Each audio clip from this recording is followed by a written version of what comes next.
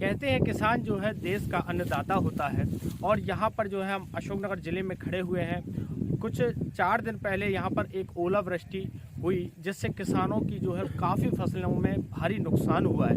ओलावृष्टि से किस तरह का खेतों में नुकसान हुआ है, जिससे एक और बड़ी समस्या यहाँ पे आई है कि जो देश की अलग अलग क्षेत्रों में जो गेहूं, शरबती गेहूं जो ज़िले की अशोकनगर की पहचान है, उस गेहूं पर भी संकट यहाँ पे आ गया है। हम खड़े हैं बगुलिया गांव में, जहां पर शरबती गेहूं जो पूरे देश में यहाँ पर जाता है, जिस गांव से जाता है और उसकी बड़ी भारी मात्रा में उसकी मांग होती है, वो शरबती गेहूं को ओलावृष्टि ने किस तरह तबाह कर दिया है। यहाँ पर आप देख सकते हैं कि किस तरह जिसकी हाइट जो है गेहूं की ये होना चाहिए, तो लगभग 2.5 फीट होनी चाहिए, लेकिन वो गेहूं किस तरह कालीन की तरह बिछ गया है।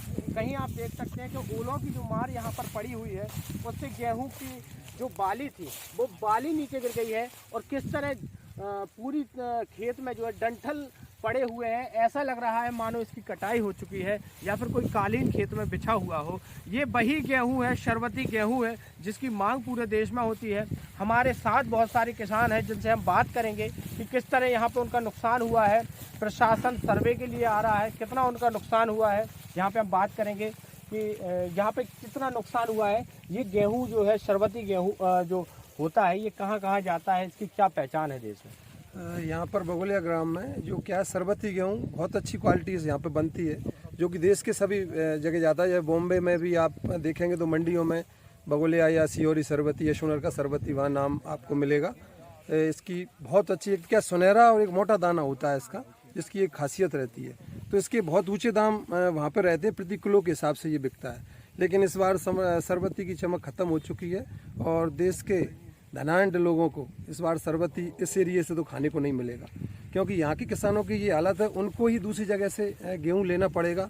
दूसरी चीज़ एक और पशुओं के चारे की दिक्कत आएगी। पशुओं के लिए चारा भी, क्योंकि इसी में से भूसा निकलता है, तो पशुओं के लिए भूसा भी इस बार उपलब्ध नहीं रहेगा और बहुत ज़्यादा नुकसान है। 100% इस शरबती में तो 100% आप नुकसान मानिए, क्योंकि ये चमक के लिए विख्यात है।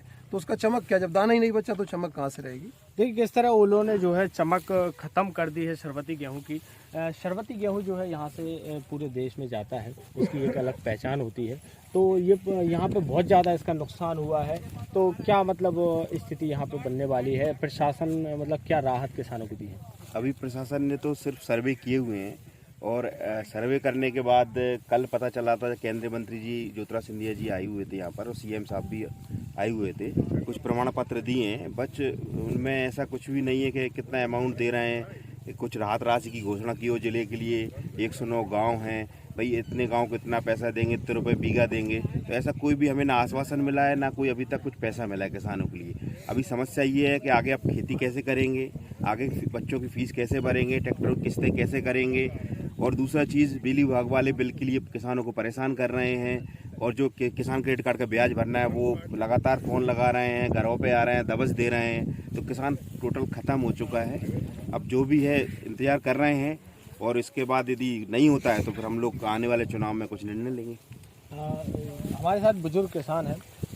ये जो शरबती गेहूँ होता है इसी गाँव में पाया जाता है। यहाँ पे इस बार ओलावृष्टि हुई है, शासन की तरफ से क्या आपके लिए मुआवजा या शासन की तरफ से हमें कोई राहत है कोई समझ में नहीं आई, क्या देंगे भी क्या करेंगे। कितना नुकसान यहाँ पे हुआ है? मैं हमारा 100% भाव साहब। कौन कौन सी फसलें नष्ट हुई हैं, कितना नुकसान है? गेहूँ है का खेत है, राई है और धनिया है, मसरा भी है।